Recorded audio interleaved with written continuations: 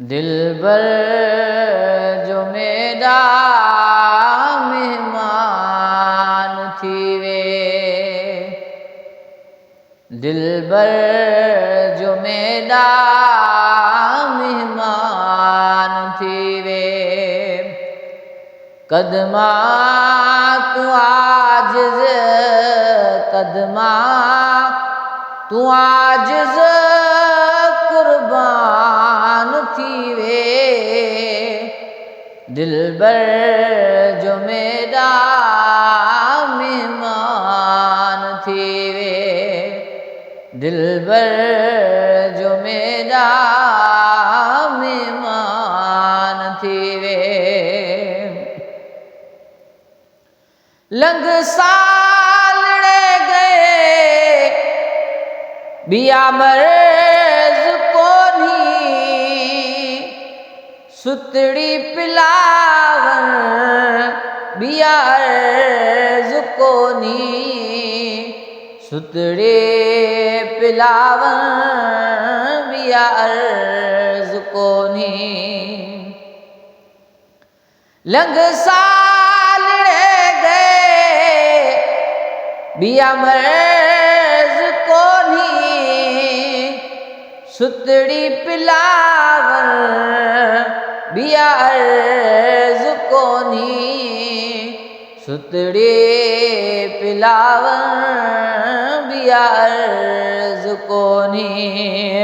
दर्दा मारीदा, दर्दा मारीदा दरबान थी वे। दिलबर जो मेरा मेहमान थी वे।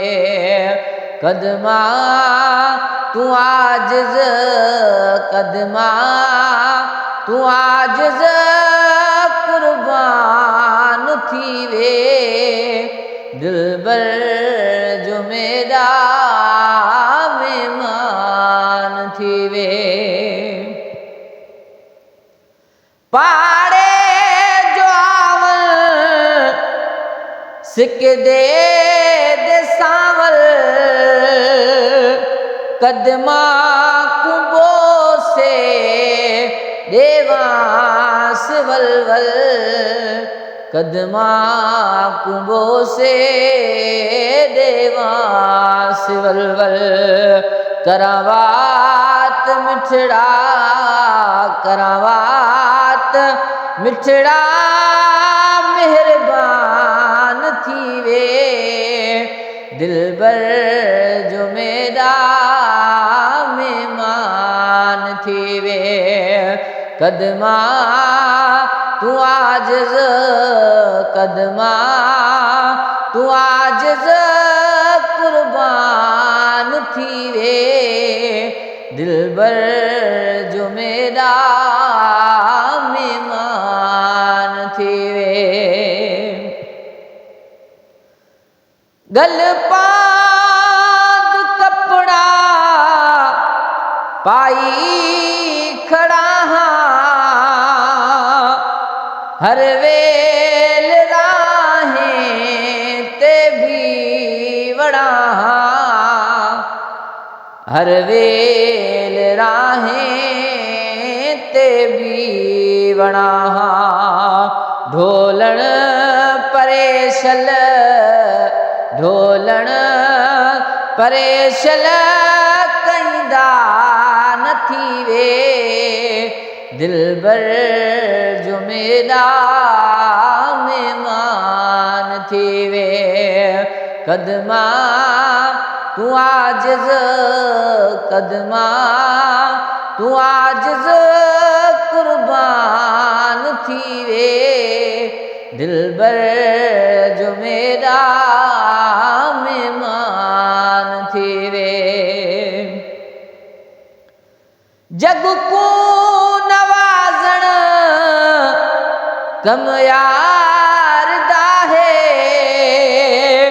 सुमरे को हर दम गम यार दाहे, सुमरे को हर दम गम यार दाहे मुझे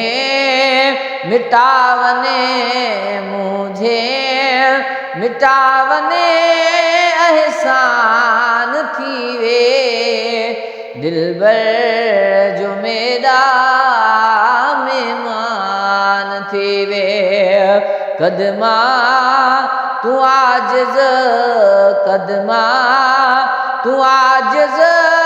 कुर्बान थी वे दिलबर जो मेरा मेहमान थी वे दिलबर जो मेरा मेहमान